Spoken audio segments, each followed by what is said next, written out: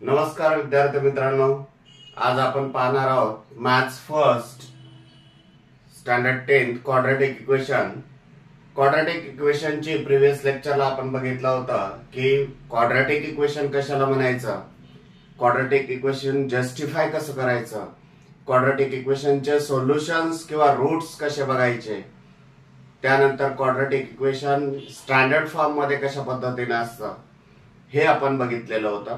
आता या लेक्चर मध्ये आपण पाहणार आहोत की क्वाड्रॅटिक इक्वेशन सॉल्व्ह करण्याच्या मेथड्स. क्वाड्रॅटिक इक्वेशन सॉल्व्ह करण्याच्या मेथड्स 3 आहेत. फर्स्ट म्हणजे factorisation method, second completing square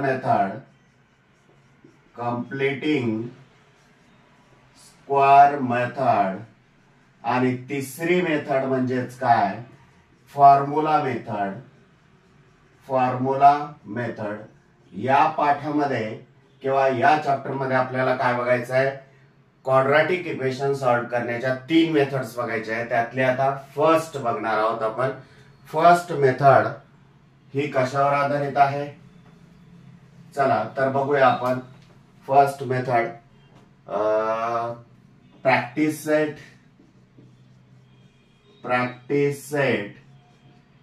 2.2. First example काय म्हटलेलं आहे तुम्हाला की solve the following quadratic equation by factorisation method. First example x² - 15x - 54, x² - 15x - 54 is equal to 0. हे क्वाड्रॅटिक इक्वेशन आहे. हे आपल्याला फॅक्टरायझेशन मेथडने सॉल्व्ह करायचं आहे. याआधी आपण 9th मध्ये काय बघितलं होतं, क्वाड्रॅटिक पॉलिनॉमियल होती आणि त्याचे फॅक्टर पाडायला शिकलेलो होतो, लक्षात घ्या. त्याच पद्धतीने आता ही क्वाड्रॅटिक इक्वेशन आहे. मग याचे फॅक्टर कसे पडणार तर लक्षात घ्या, बघा फॅक्टर असे पडायचे, ही फर्स्ट टर्म आहे, सेकंड आहे, ही थर्ड टर्म आहे. सॉरी, फर्स्ट टर्मचा कोएफिशिएंट आणि थर्ड टर्म यांचं मल्टिप्लिकेशन घ्यायचं आणि त्या मल्टिप्लिकेशनचे असे फॅक्टर पाडायचे की त्यांची सम किंवा सबट्रॅक्शन मिडल टर्मच्या कोएफिशिएंट एवढी आली पाहिजे.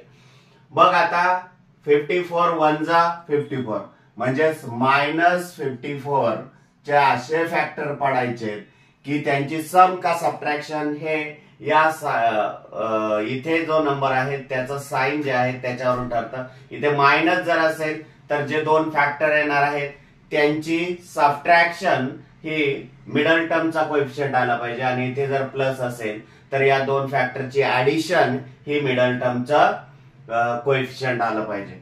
चला तर मग इथे सबट्रॅक्शन मायनसचं साइन आहे म्हणून आपल्याला या दोन फॅक्टरची सबट्रॅक्शन ही 15 आली पाहिजे.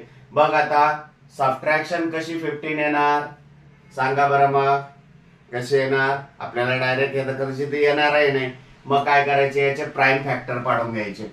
54 चे प्राइम फॅक्टर काय येतील, 2 ने डिवाइड करा, 2 2 जा 4, 2 7 जा 14, 3 9 जा 17, 3 3 जा 9, 3 1 जा 3. म्हणजेच 54 चे आपल्याला फॅक्टर कसे पडले, 2 × 3 × 3 × 3. आता विशिष्ट असे गट करायचे आहेत, लक्षात घ्या. असे 2 गट करायचे आहेत विशिष्ट असे की त्यांची सबट्रॅक्शन किती आली पाहिजे, 15 आली पाहिजे. मग 3 3 जा 9, 3 3 जा 9 and 9 2 जा 18 × 3. बघा यांची सबट्रॅक्शन 15 येते का, 18 - 3. 2 2 याची गट करून पहा आधी. 2 2 याच्या गटात नाही होत. 3 3 जा 9 आणि 3 2 जा 6, 9 - 6 3 होत नाही. मग 3 3 जा 9, 9 2 जा 18 × 3 यांचे सबट्रॅक्शन 15 येते म्हणून इथे काय येणार आहे 18 3. मग आता यांना साइन कोणतं, बघा मायनस साइन आहे, यांचे सबट्रॅक्शन म्हणजे डिफरंट साइन आहे यांना. मग कोणाला प्लसचं कोणाला मायनसचं, तर खालील जे मिडल टर्मला साइन आहे ते लार्जेस्ट नंबरला द्यायचं आणि बाकीचं इकडे स्मॉलेस्ट नंबर. म्हणजेच आपल्याला -15x ऐवजी आपल्याला काय घ्यायचं आहे, -18x + 3x. देयरफॉर ते सबस्टिट्यूट करणार आहोत आपण x square minus 18x plus 3x minus 54 is equal to 0. बघा आपण मायनस 15x च्या ऐवजी काय केलेलं आहे, या दोन टर्म सबस्टिट्यूट केलेल्या आहेत. मग दोन दोन याचा गट करा. पहिल्या गटातून काय कॉमन काय निघेल ते काढा. x निघताय x minus 18. बघा या पहिल्या गटातून काय कॉमन निघतंय x. असं जर जमत नसेल तर इकडे साईडला काय करा, एक्स स्क्वायर मायनस 18x आणि एक्स स्क्वायर म्हणजेच x into x minus 18 into x. यातला x आणि यातला x कॉमन काढा. x मायनस 18 इथे रिमेनिंग राहिला. एवढं लक्षात घ्या. अशा पद्धतीने आपण साईडला जाऊन कॉमन काढू शकतो जर जमत नसेल तर. जसजशी तुमची एक्झाम्पलची प्रॅक्टिस होईल तसतसं तुम्हाला सुचत जाईल आणि तुम्हाला कॉमन या गोष्टी काढता येतील. त्याच्यानंतर या दोघांमधूनही कॉमन काय निघेल, 3x निघतो. बघा या 54 चे फॅक्टर पाडा 18 इंटू 3 आणि त्यातला 3 आणि हा 3 हा बाहेर काढता येईल plus 3 in bracket x minus 18 is equal to 0. किंवा अशी आयडिया करू शकतो आपण. लक्षात घ्या या मोठ्या संख्या असतात यामधून कॉमन काढायला कदाचित कधी कधी चुका होतात. तर अशी चूक टाळण्यासाठी बघा फर्स्ट ब्रॅकेट मध्ये x जो आहे ना हा x या फर्स्ट टर्म मधला एक तेवढा x सोडला तर उरतं काय प्लस 3 बाहेर काढा आणि हाच ब्रॅकेट इकडे लिहिला तरी चालेल. अशी आयडिया वापरली तरी चालेल. नाहीतर मग सरळ तुम्ही या दोघांमधूनही जे कॉमन निघेल ते बाहेर काढा. देअरफॉर बघा दोन्हीकडे काय x मायनस 18 हा काय आहे कॉमन आहे दोन्हीकडे. तो कॉमन जो आहे ब्रॅकेट तोच बाहेर काढा. x मायनस 18 सेकंड ब्रॅकेट मध्ये काय राहील x plus 3 is equal to 0. या दोन्ही टर्मचा मल्टिप्लिकेशन काय आहे 0 आहे. याचाच अर्थ या दोघांपैकी कोणाशी तरी एकाची व्हॅल्यू ही 0 असणार आहे. त्याच्याशिवाय ही 0 व्हॅल्यू येणार नाही हे लक्षात घ्या. किंवा दोघांची 0 असू शकते व्हॅल्यू. मग therefore x minus 18 is equal to 0 or x plus 3 is equal to 0. Therefore x is equal to minus 18 equal sign च्या पलीकडे गेले plus 18 or x is equal to minus 3. Therefore शेवटी लिहाल तुम्ही roots are 18 and किंवा or and म्हटलं तरी चालेल and minus 3. अशा पद्धतीने आपण हे एक्झाम्पल सोडवू. आता पाहूया सेकंड एक्झाम्पल. सेकंड एक्झाम्पल काय आहे पहा. X square plus X minus 20 is equal to 0. First टर्मचा कोएफिशियंट 1 आहे. थर्ड टर्म मायनस 20 आहे. 20 1 जा 20 म्हणजेच मायनस 20 चे असे फॅक्टर पडायचे की त्या दोन फॅक्टरची सबट्रॅक्शन. हे बघा इथं मायनस चिन्ह असल्यामुळे सबट्रॅक्शन ही मिडल टर्मच्या कोएफिशियंट एवढी आली पाहिजे. बघ आता कोणते फॅक्टर पडतील असे की त्यांची सबट्रॅक्शन 1 येते. 5 4 जा 20. बघ आता यांना डिफरंट साइन असेल. डिफरंट साइन कोणतं, लार्जेस्ट नंबरला प्लस खालील मिडल टर्मला जे साइन असतं ते लार्जेस्ट नंबरला आणि स्मॉलेस्ट नंबरला मायनस. पहा मल्टिप्लिकेशन काय तर 5 4 जा 20 plus into minus minus and subtraction जर केली तर 5 मायनस 4 1. लक्षात घ्या म्हणजे ऍडजस्टमेंट अशा पद्धतीने आपल्याला करावी लागेल. आता 1x च्या ऐवजी आपल्याला रिप्लेस काय करावं लागणार आहे 5x मायनस 4x. मग याच्या ऐवजी रिप्लेस करायचं. Therefore x square plus 5x minus 4x minus 20 is equal to 0. Plus x च्या ऐवजी या दोन टर्म लिहिले आपण आणि मायनस 20 ऍज इट इज. दोन दोन याचे गट करा. पहिल्या गटातून काय कॉमन निघतंय पहा. एक्स स्क्वायर प्लस 5x म्हटल्यानंतर x कॉमन काढा. x प्लस 5 राहील. त्यानंतर मी मगाशी सांगितलं या दोघांमधून कॉमन काढायचं आहे आपल्याला. कॉमन काढणं जरा क्लिष्ट वाटतंय. मग काय करा तुम्ही या ब्रॅकेटमध्ये पहिल्या ब्रॅकेटमध्ये फक्त कॉमन व्यवस्थित काढा. हेच जर चुकलं तर पुढचंही चुकणार आहे लक्षात घ्या. म्हणून यामधून काळजीपूर्वक तुम्ही कॉमन व्यवस्थित काढा. ते काढल्यानंतर या ब्रॅकेटमध्ये फर्स्ट टर्म जी आहे ना तीच या सेकंड ब्रॅकेटच्या सेकंड गटाच्या इथे तेवढं सोडून उर्वरित जे उरत आहे म्हणजे -4 उरत आहे ते बाहेर काढा आणि हाच गट इथे लिहा x+5 इज इक्वल टू 0. याचाच अर्थ असा होतो की या दोघांमधून कॉमन आपण -4 काढलेला आहे आणि रिमेनिंग काय राहिलेला आहे x+5. आता दोन्हीकडे x+5 हा गट आहे तो कॉमन काढा. x+5 हा काढल्यानंतर आतमध्ये रिमेनिंग काय राहील x-4 इज इक्वल टू 0. दोन्ही गटांचं मल्टिप्लिकेशन 0 आहे. याचाच अर्थ काय की या दोघांपैकी एकाची कोणाची तरी व्हॅल्यू ही 0 असणार आहे किंवा दोघांचीही व्हॅल्यू 0 असू शकते. देअरफॉर मग x+5 इज इक्वल टू 0 और x-4 is equal to 0. Therefore बघा सबस्टिट्यूशन किंवा सिम्प्लिफाय करा. +5 इक्वल साइनच्या पलीकडे जाऊ द्या. x इज इक्वल टू -5 और x is equal to 4. Therefore, roots of the given quadratic equation, roots are -5 and 4. अशा पद्धतीने हे सेकंड एक्झाम्पल झालेलं आहे. आता आपण थर्ड एक्झाम्पल पाहणार आहोत. थर्ड एक्झाम्पल काय आहे चला घेऊयात आपण third example.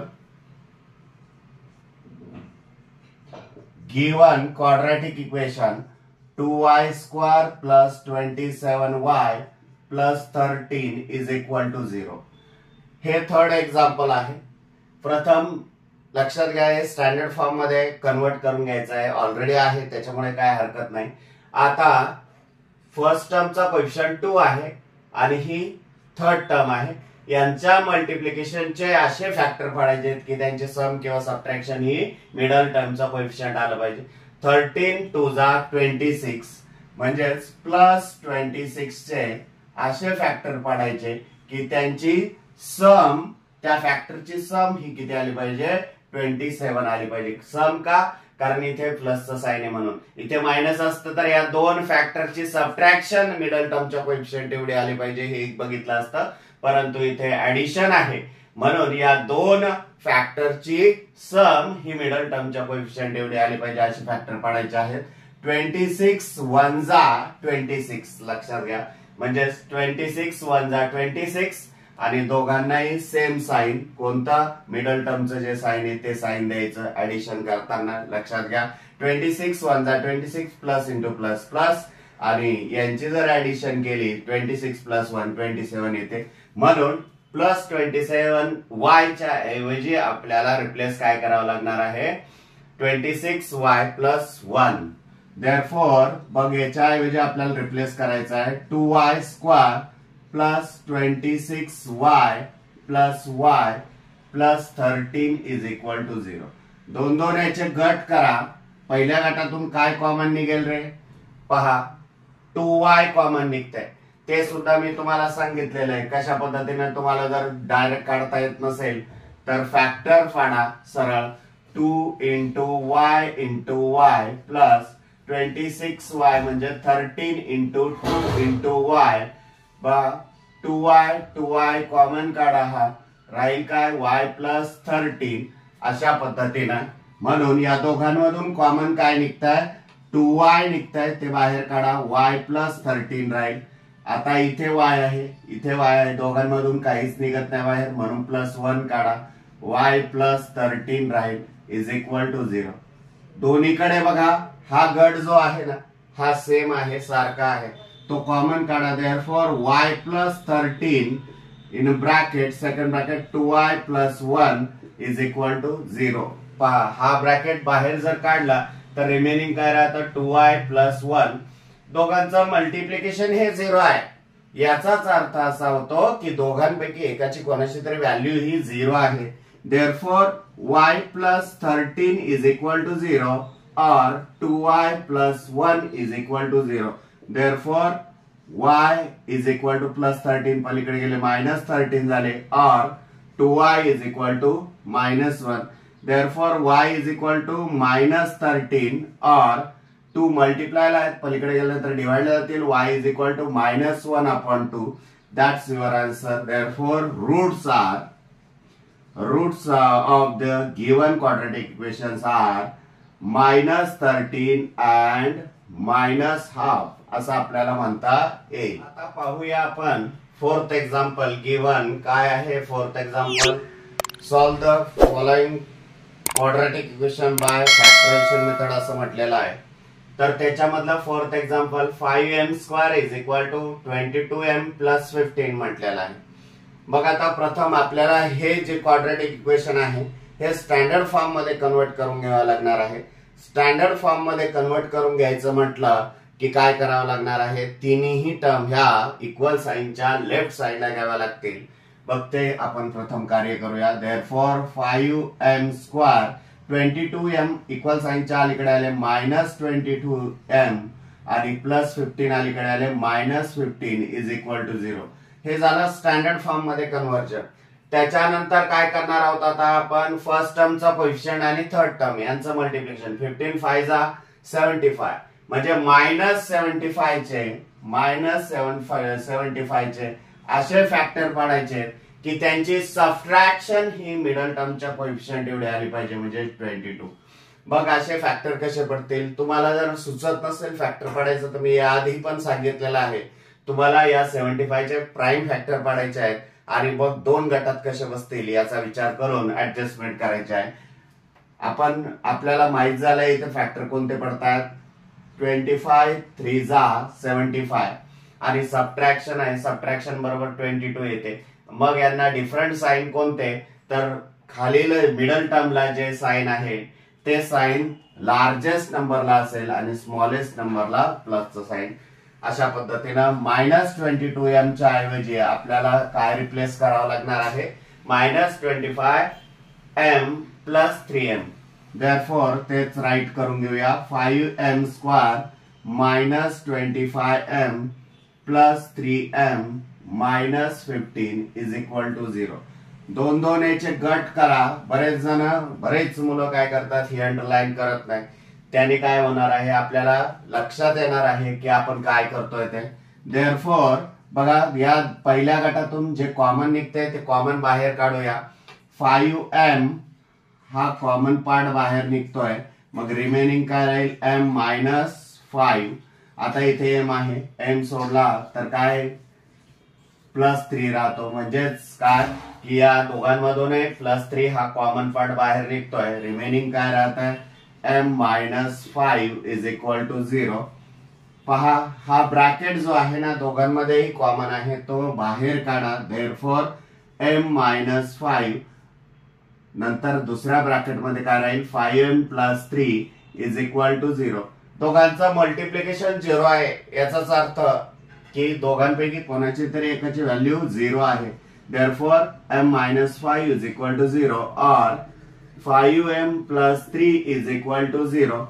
Therefore m is equal to -5 equal साइनच्या पलीकडे गेले +5 और 5m is equal to -3. Therefore m is equal to 5 or m is equal to -3/5. Therefore roots are 5 and -3/5. अशा पद्धतीने आपल्याला हे रूट्स आपण लिहू शकतो. हे झालं फोर्थ एक्झाम्पल. आता फिफ्थ एक्झाम्पल काय आहे ते आपण पाहूया. Fifth example given. Fifth example सुद्धा फॅक्टरायझेशन मेथडने आपल्याला सॉल्व्ह करायचं आहे. 2x² - 2x + ½ is equal to 0. तुम्ही फर्स्ट टर्मचा कोएफिशियंट आणि लास्ट टर्म यांचं मल्टिप्लिकेशन करू शकता. म्हणजेच 2 × ½ इज इक्वल टू 1 आणि हे प्लसचं sign.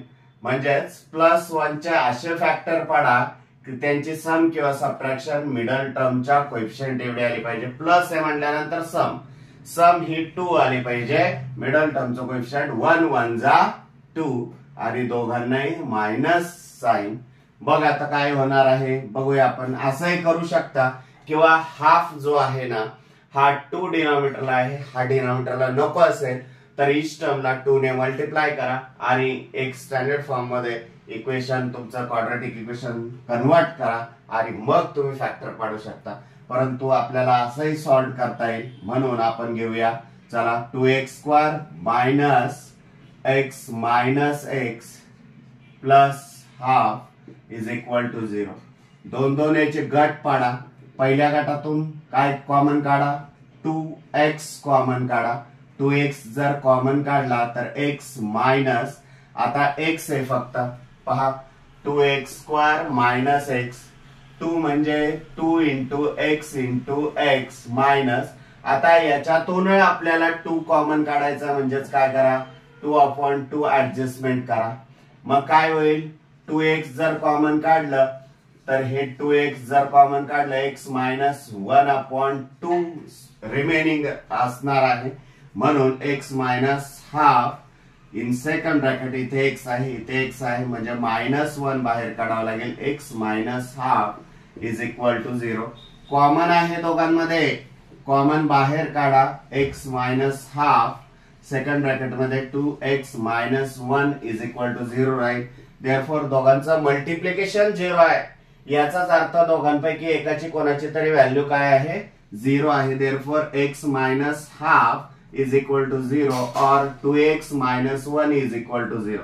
Therefore x is equal to half, minus half पलीकडे गेल्यानंतर प्लस हाफ होतील, और 2x is equal to 1. Therefore x is equal to half और x is equal to 2. Multiply ला पलीकडे गेल्यानंतर डिवाइड ला जातील. Therefore roots are half and half असं आपल्याला म्हणता येईल. हे झालं आपलं 5th एक्झाम्पल. आता आपल्याला काय करायचं आहे, 6th एक्झाम्पल घ्यायचं आहे. 6th एक्झाम्पल मग काय आहे ते पाहूया. 6th एक्झाम्पल,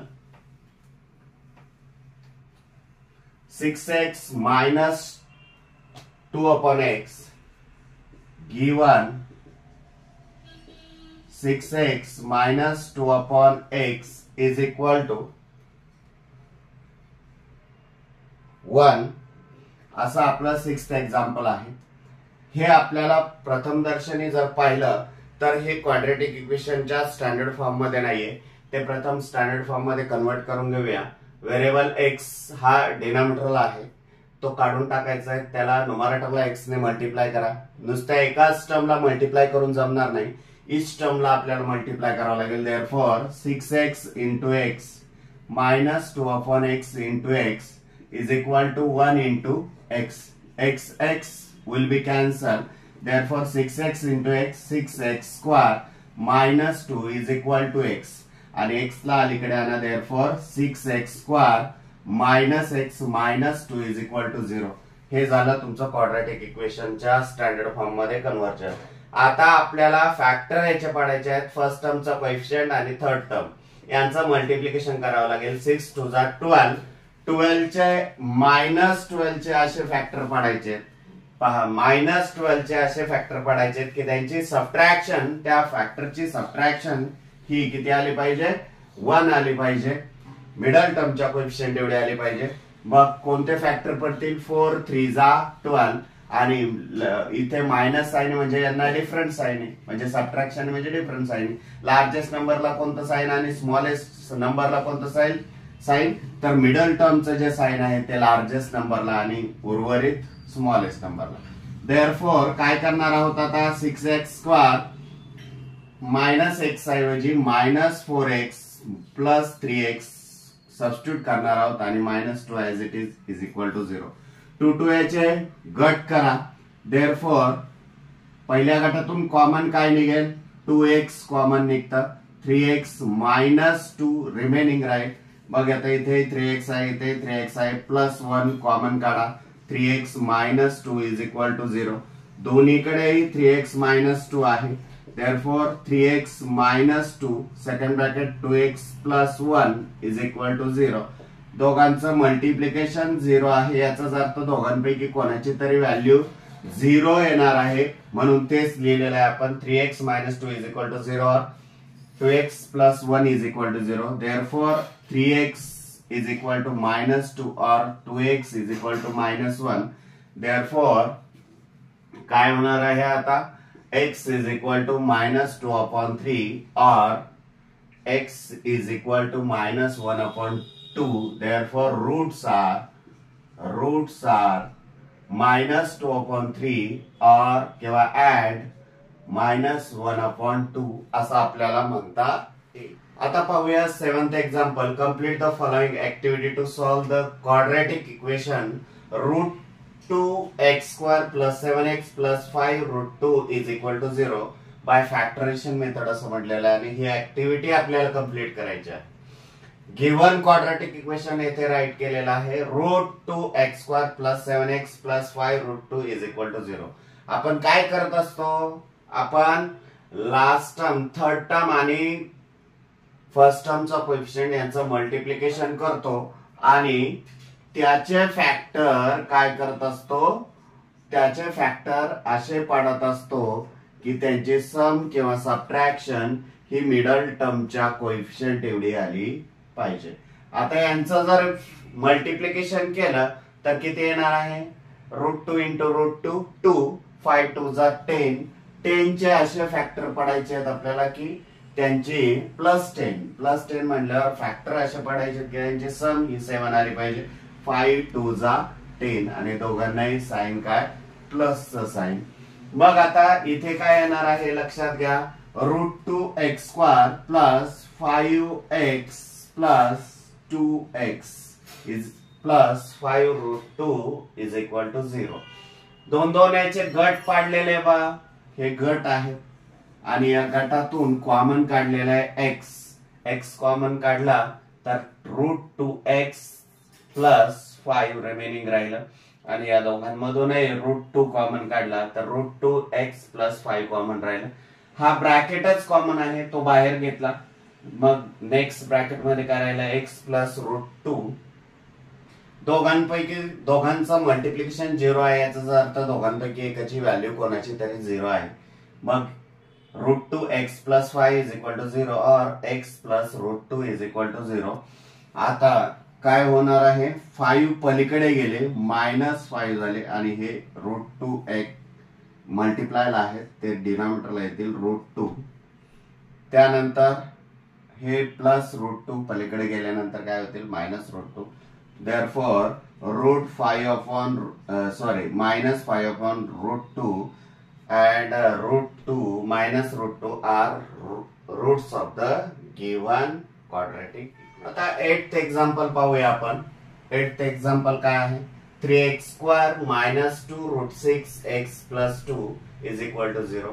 फर्स्ट टर्मचा कोएफिशिएंट आणि थर्ड टर्म यांचं मल्टिप्लिकेशन म्हणजे 3 × 2 = +6 चे असे फॅक्टर पाडायचे आहेत आपल्याला. त्या फॅक्टरची सम किती आली पाहिजे, 2 आली पाहिजे. मग आता या फॅक्टरचे सम 2√6 आले पाहिजे. या फॅक्टरचे या टर्मचे आपण फॅक्टर कसे पाडू शकतो, तर 6 म्हणजेच काय, त्याला रूट पण घ्या, स्क्वेअर पण घ्या, म्हणजेच काय, √6 स्क्वेअर म्हणजे 2 टाइम्स मल्टिप्लिकेशन √6 × √6. बघ याचा जर विचार केला तर या दोघांचं मल्टिप्लिकेशन 6 येणार आहे आणि ऍडिशनचा जर विचार केला तर ऍडिशन ही किती येणार आहे, 2√6 येणार आहे. म्हणून इथे रूट्स जे येणार आहेत किंवा फॅक्टर जे येणार आहेत ते काय येणार आहेत, √6 and √6. साइन कोणतं दोघांनाही मायनसचं. बघा जर मल्टिप्लिकेशन केलं तर पहा काय येईल, √6 × √6 6, मायनस × मायनस प्लस आणि ऍडिशन जर केली तर -√6 -√6 अशा पद्धतीनं येऊ शकतं. मग आता -2√6x च्या ऐवजी आपल्याला काय लिहायचं आहे, 3x² -√6x -√6x + 2 = 0. दोन याचे गट पाडा. पहिल्या गटातून काय कॉमन निघेल पहा, काय करावं लागेल आपल्याला, या 3 मीन्स व्हॉट, √3 × √3 × x² म्हणजे x × x मायनस √6 चे फॅक्टर कसे पडतील, √2 × √3 × x. दोघांमध्ये √3x आहे, तो जर कॉमन काढला तर आतमध्ये काय राहील, √3 एक्स मायनस रूट 2. मग आपल्याला या दोघांमधून काय काढावं लागेल, रूट 3x इन ब्रॅकेट मध्ये काय राहील, रूट 3x मायनस रूट 2. अशा पद्धतीनं. आणि नेक्स्ट या दोघांमधून कॉमन काढायचं ठरलं काही तर कसं काढणार आपण पहा. पुन्हा मायनस रूट 6x प्लस 2 आहे म्हटल्यानंतर minus root 2 into root 3x plus 2 म्हणजेच काय रूट 2 इंटू रूट 2. आणि दोघांमध्येही जर विचार केला तर पहा काय इथे रूट 3x आहे. मग याच्यामध्ये रूट 3x सोडला तर काय राहत आहे root 2x minus root 2 in bracket root 3x minus root 2 is equal to 0 असं आपल्याला लिहिता येईल. चला तर मग पाहूया आपण हा ब्रॅकेट पूर्ण काय आहे कॉमन आहे तो ब्रॅकेट बाहेर काढा. काय होईल रूट 3x मायनस रूट 2 आणि सेकंड ब्रॅकेट मध्ये root 3x minus root 2 is equal to 0. दोघांपैकी कोणाचे दोघांचं मल्टिप्लिकेशन 0 आहे. याचाच अर्थ दोघांपैकी कोणाची तरी एकाची व्हॅल्यू काय आहे 0 आहे. Therefore root 3x minus root 2 is equal to 0 और root 3x minus root 2 is equal to 0. Therefore root 3x is equal to root 2 or root 3x is equal to root 2. Therefore, x is equal to root 2 upon root 3 or x is equal to root 2 upon root 3. Therefore, roots are here. Roots of the given quadratic equation are root of 2 upon 3 and root of 2 upon 3. अशा पद्धतीने हे 8th example झालेलं आहे. आता आपण 9th example पाहणार आहोत की तो 9th एक्झाम्पल काय आहे पहा. गिवन काय आहे 2m in bracket m minus 24 is equal to 50. हे 9th एक्झाम्पल आहे. मग आता हे आपल्याला सिम्प्लिफाय करून घ्यावं लागेल. प्रथम सिम्प्लिफाय करताना लक्षात घ्या ह्या बाहेरील टर्मने ब्रॅकेट मधील इच टर्मला मल्टिप्लाय करावं लागणार आहे. 2m into m 2m square therefore minus 24 2 जा 48m is equal to 50. Therefore 2m square minus 48m minus 50 is equal to 0. आणखी सिम्प्लिफाय करा. या तिघांनाही 2 ने डिवाइड होऊ शकतं किंवा तिघांमधूनही 2 कॉमन काढा. आपण 2 ने डिवाइड करूया. 2m स्क्वायर divides 2 minus 48m divides 2 minus 50 divides 2 is equal to 0. Therefore reduce form मध्ये कन्वर्ट करा. 2 1 जा 2 2 1 जा 2 2 1 जा 2 2 2 जा 4 2 4 जा 8 2 1 जा 2 2 2 जा 4 2 5 जा 10. Therefore m square minus 24m minus 25 is equal to 0. हे क्वाड्रॅटिक इक्वेशन स्टँडर्ड फॉर्म मध्ये झालं. आता थर्ड टर्म आणि फर्स्ट टर्मचा कोएफिशिएंट यांचं मल्टिप्लिकेशन 25 1 जा 25 म्हणजे मायनस 25 चे असे फॅक्टर पडा की त्या फॅक्टरची सबट्रॅक्शन ही 24 असेल. मग सबट्रॅक्शन 24 असणार आहे. फॅक्टर कसे पडतील 25 1 जा 25 25 1 जा 25 आणि सबट्रॅक्शन आहे म्हणून यांना डिफरंट साइन आणि हे मायनस आहे म्हणून लार्जेस्ट नंबरला मायनस स्मॉलेस्ट नंबरला plus. Therefore m square minus 25m plus m minus 25 is equal to 0. दोन दोन याचे ब्रॅकेट करा. पहिल्या ब्रॅकेट मध्ये काय कॉमन निघेल m minus 25 plus 1 m minus 25 is equal to 0. दोन्हीकडे हा ब्रॅकेट कॉमन आहे. Therefore m minus 25 second bracket m plus 1 is equal to 0. दोघांचं मल्टिप्लिकेशन 0 आहे. याचाच अर्थ दोघांपैकी एकाची कोणाची तरी व्हॅल्यू ही काय आहे 0 आहे. तेच आपण लिहिणार आहोत. is equal to 0. Therefore m is equal to 25 or m is equal to -1. अशा पद्धतीनं हे रूट्स आले तुमचे. Therefore here roots of the given quadratic equations are 25 and -1. अशा पद्धतीनं तुम्ही या हे 9th एक्झाम्पल सॉल्व करू शकता. आता आपण 10th एक्झाम्पल पाहूया, म्हणजे 10वं एक्झाम्पल काय आहे पहा. given 25 m square is equal to 9. याचं जर ऑब्झर्वेशन केलं तर तुम्हाला लक्षात येत आहे पहा. आपल्याला प्रथम लक्षात घ्या काय करायचं आहे. इक्वल साइनच्या लेफ्ट साइडला सर्व टर्म्स घ्यायच्या आहेत. Therefore 25 m square -9 is equal to 0. आता याचं जर ऑब्झर्वेशन केलं तर स्टँडर्ड फॉर्म मध्ये हे राईट करत असताना काय होत आहे, मिडल टर्म नाहीये लक्षात घ्या. त्याला एकतर 0m म्हणून घेऊ शकता किंवा तुम्हाला अशाच पद्धतीने जर सोडवायचं असेल तर असंही सोडू शकता. कसं, फॉर एक्झाम्पल देअरफॉर 25 म्हणजे 5 चा स्क्वेअर आणि हेच आपण कसं लिहू शकतो 5m कंबाईन स्क्वेअर लिहू शकतो आणि 9 हा 3 चा स्क्वेअर आहे इज इक्वल टू 0. आणि इथे एक्सपान्शन फॉर्म्युला यूज करू शकता तुम्ही. कोणता एक्सपान्शन फॉर्म्युला, कोणता, since a square minus b square is equal to first bracket a minus b second bracket a plus b. हा एक्सपान्शन फॉर्म्युला इथे यूज करू शकता. मग काय होईल 5m minus 3 second bracket 5m plus 3 is equal to 0. ही method factorisation आहे. किंवा मिडल टर्मचा कोएफिशियंट 0